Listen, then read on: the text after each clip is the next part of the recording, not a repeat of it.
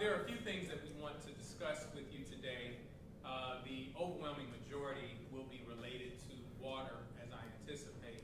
But there are a few things that I would like to share. You ready? I'm sorry, I got a microphone. I apologize for interrupting you at the start there, my friend. You're fine. Are you good to go? I am now, thank you. Okay. Just starting over, thank you for being with us. The grand majority of what we want to speak with you about today will be related to our water. But there are a few things I want to update you on. Last week, I was unable to have our regular scheduled press briefing because I was in Atlanta with the National League of Cities talking about violence reduction efforts across the country. I found that meeting to be incredibly fruitful as we talked about different strategies. One thing that we were able to discern is that we are all seeing the exact same things, almost to the letter, seeing interpersonal conflicts that are replicated time and time again, issues that we have seen throughout our city. And so I look forward to speaking with you often, giving you briefings on what we are doing as a city. I look forward as we talk about budget discussions.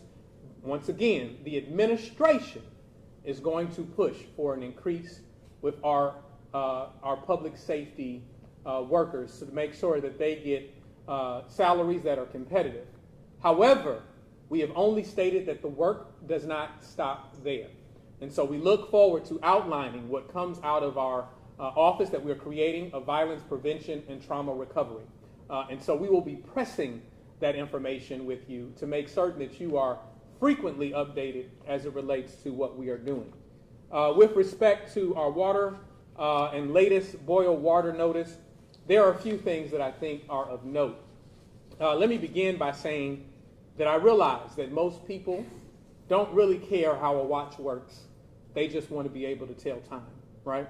And so a lot of what I will share with you is technical. However, in order to understand what is taking place, I have to get into some of the technical aspects of what is required in order to treat water.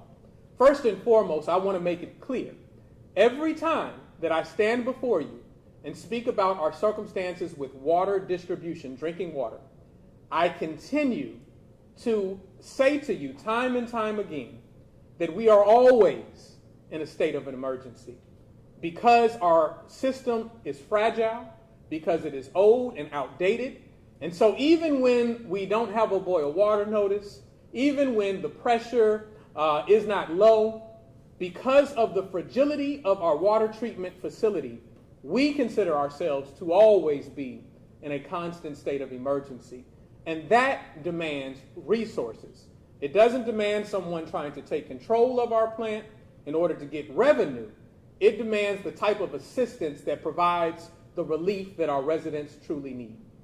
I will begin by saying that while we issued the boil water notice, or it has been issued in compliance with the EPA requirements, we object to the boil water notice. We object because we do not feel that it is consistent with what is taking place.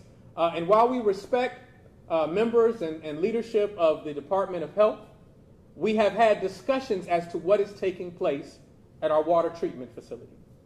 Presently, well, let me start with this. Back in 2016 or so, the city was required to move away from what we call lime slurry to a soda ash system. The reason that we were required to go from lime slurry, which is the chemical that you use to cleanse and process the water, is because it was showing consistent fluctuations in turbidity, right? We know that when you use lime slurry, it causes those consistent fluctuations. And so what we did was retrofit the plant in order to provide soda ash, which is more consistent with the present day standards. Also a part of the requirements and efforts to upgrade and repair our plant, we were required to weatherize our plant. What does it mean to weatherize? That literally means building a building around the membranes of our plant. And in order to build the building that has to go around our membranes, we had to remove the huge tank that that distributes the soda ash.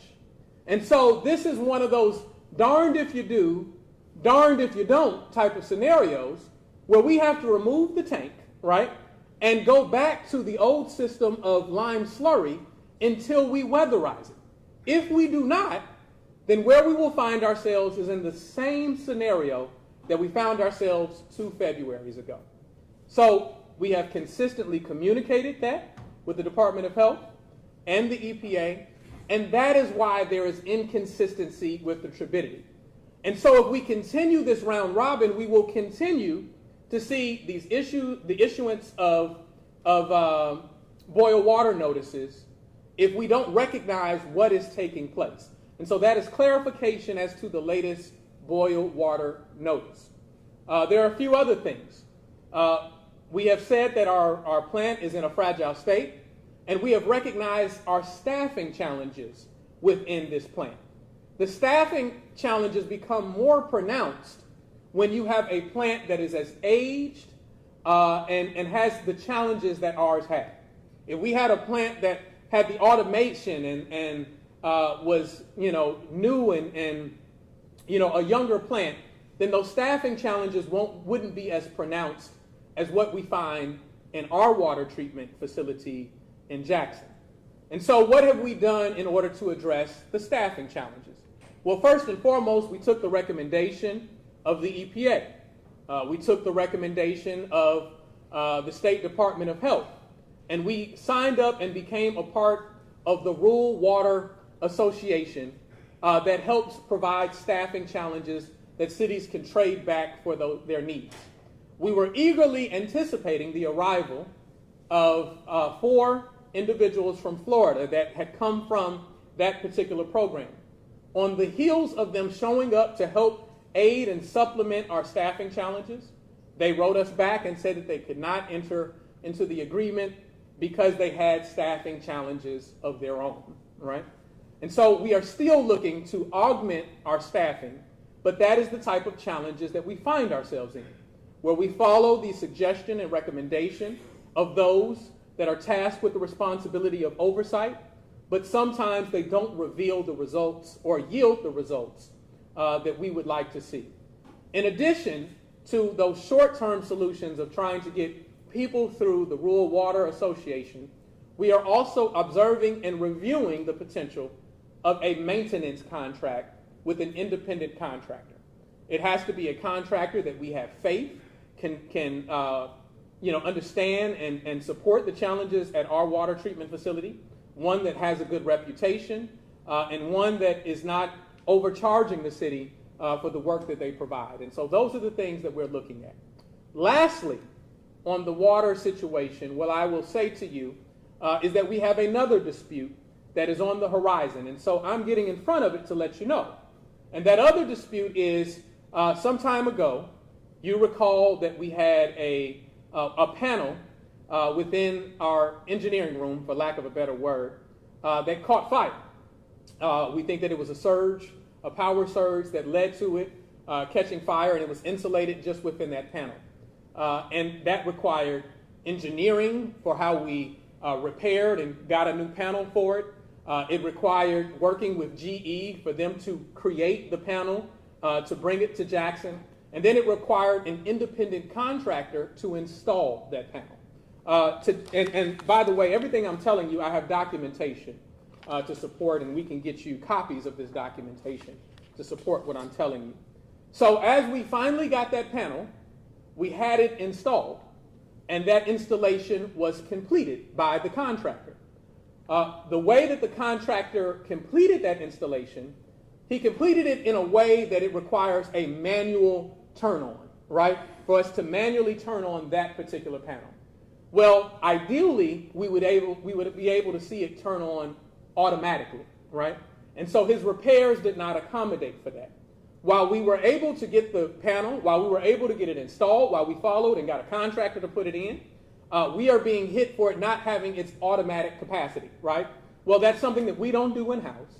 That's something that the contractor did for us and is willing and is going to come back and repair.